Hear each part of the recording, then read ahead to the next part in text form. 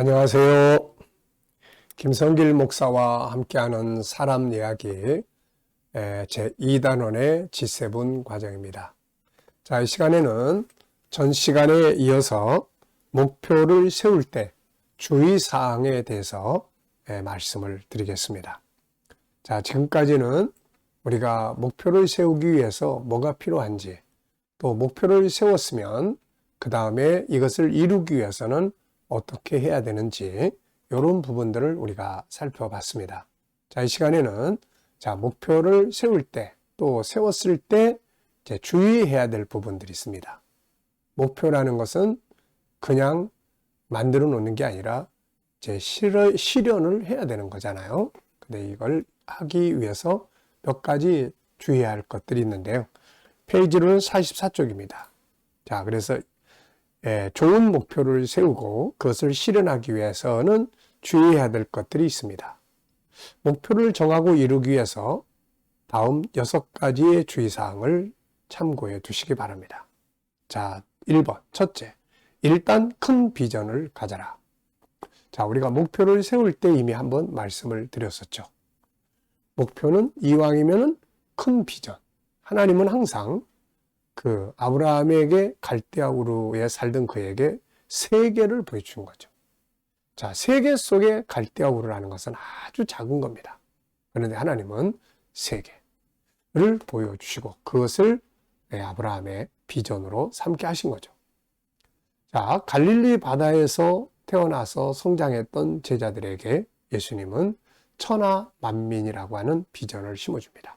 그들에게 마태복음 28장 19절 20절에 보면은 너희는 온 천하에 다니며, 사도행전 1장 8절은 예루살렘, 유다, 사마리아 땅 끝까지.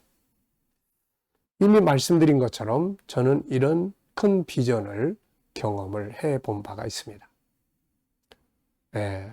시골에서 올라와서 일찍부터 사회생활에 참여했던 보잘것없는 한 소년이 어느 날 하나님으로부터 온 세계에 대한 비전을 받습니다.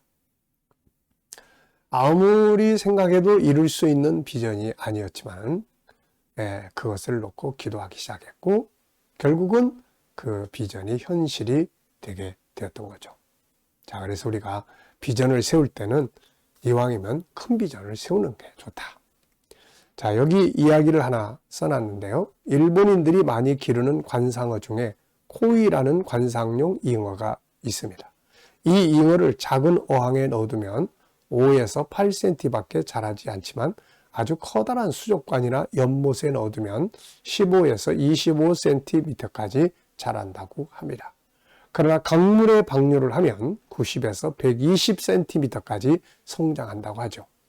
놀랄 만큼 성장할 수 있는 코이는 어항 속에서는 조물이가 되는 이유는 코이가 어떤 환경이든 쉽게 스스로 적응하기 때문이라고 합니다.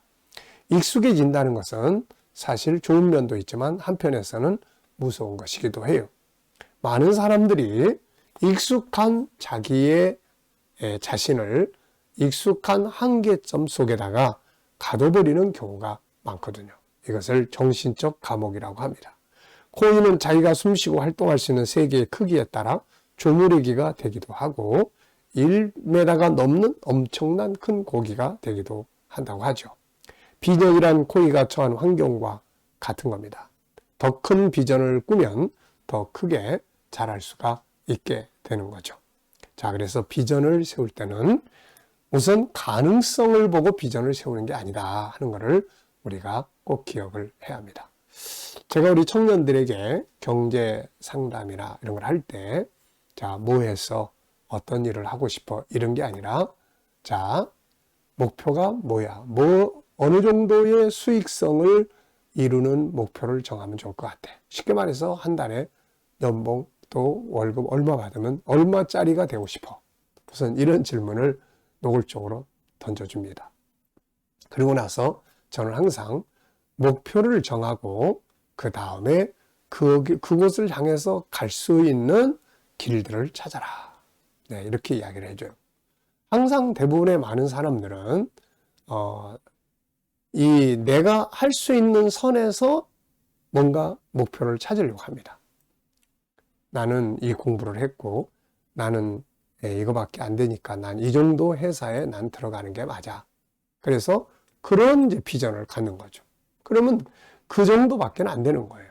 근데 일단 목표를 팍 세워놓고 나는 이 정도의 매출을 올리고 이 정도의 생산성을 가질 거다. 그래 놓고는 이제 그다음부터 내가 좋아하는 어떤 길이 아니라 그 목표로 갈 수 있는 길을 찾는 거죠. 그 목표로 갈 수 있는 길을 찾아서 그 일을 시도해 가기 시작을 하는 겁니다. 그러다 보면은 목표가 이루어지게 되는 거죠. 또 성도들 또 뭐 안 믿는 사람들도 상담을 할 때 자, 앞으로 어떤 삶을 살고 싶으세요? 저도 행복한 삶을 살고 싶어요. 그러면 행복한 삶에 대한 목표를 먼저 가지세요. 나도 행복하게 살아야 되겠다. 그리고 이루고 싶은 것들을 한번 다 적어보세요. 다 인간관계는 어떻게 어떤 정도가 되면 좋겠고 경제적은 어느 정도 되면 좋겠고 뭐 내 삶이 어느 정도 되면 좋겠는지 요거부터 적어하세요. 요거부터. 그래 놓고 이제 그 다음에는 거기에 맞춰서 그 길을 찾아가는 겁니다. 그럼 길은 다 있거든요. 자, 그래서 우리가 이제 그런 부분들의 이 비전 세우는 자세를 가져야 돼요. 두 번째는 현실적 인식이 있어야 합니다. 자, 하나는 비전이고 하나는 현실적 인식. 이게 뭐냐면은 이제 가는 과정의 목표를 잘 만들어야 된다 하는 겁니다. 제가 이 과정의 목표에 대해서 참 강조를 해요. 과정의 목표. 자, 이 과정의 목표를 세우지 않으면은 비전은 그냥 하룻밤 일장춘몽이 되어버리는 거죠. 자, 그래서 현실적 인식이 있어야 된다. 조지 버나드 쇼는 이렇게 이야기를 하죠. 맨 처음 일을 맨 먼저 할 것. 이것을 항상 그의 엄중한 생활 규칙으로 삼았다고 합니다. 맨 처음 일을 맨 먼저 할 것. 다시 말해서 책으로 말하면 한 페이지부터 읽기 시작할 것. 이렇게 이야기를 하는 거죠.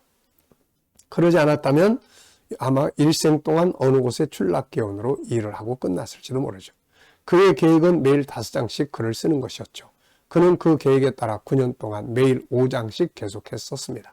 그리고 마침내 작가로서 크게 성공한 거죠. 자, 내일 일만 꿈꾸지 말고 지금 당장 시작할 것이 무엇인지 정하라 하는 거죠. 어느 목사님이 이제 시골 교회로 갔습니다. 아무도 가지 않는 시골 교회에 부임을 해서 갔는데 교회는 뭐 그냥 허물어지고 있는 상태고 푸른 잡초는 우거져 있고 그래서 이분이 그곳에 가서 이제 참 한숨도 쉬었고 그런데 이분이 머릿속에 탁 지나가는 것이 큰 교회를 달라고 기도하기 전에 지금 오늘 당장 여기서 내가 할 일이 뭔가부터 생각을 해보자. 그러고 나서 보니까 풀 뽑는 것부터 시작을 해야 되겠다는 생각이 들어서 풀을 뽑기 시작을 했다고 하죠. 그것이 결국은 하나하나 이루어져서 마침내는 이제 예배당을 짓게 되고 하나님의 일을 할 수 있게 되었다 하는 이야기를 본 일이 있습니다. 자, 우리가 목표를 정했으면 그 다음에 현실적 인식. 항상 그냥 꿈에 도취되어 있으면 안 되잖아요. 그것을 이루기 위해서 내가 지금 가야 될 방법, 또 과정 목표가 뭔지 세밀하게 정리를 잘하면 됩니다. 자, 세 번째는 자기의 비전, 자기 목표가 있어야 합니다. 남의 것을 흉내내는 게 아니라 정말 자기가 하고 싶고 이루고 싶은 목표를 만들어야 돼요. 많은 사람들이 딴 사람을 쳐다보고 나도 저렇게 살아볼까? 이러다가 결국은 그 사람 흉내만 내다가 결국 끝나버리는 거예요. 왜? 나는 그 사람이 아니기 때문입니다. 그래서 친구 따라 강남 간다든지 뭐 이런 거. 자, 이 토끼와 거북이 이야기 잘 아실 거예요. 토끼와 거북이 경주하다가 결국 누가 이겼습니까? 결국 토끼가 이긴 게 아니라 거북이가 이겼죠. 자, 토끼와 거북이가 경주를 하는데 거북이가 이긴다는 건 상식적으로 말이 안 되는 거예요. 그런데 질 수 있는 확률이 있죠. 토끼가 잠자는 겁니다.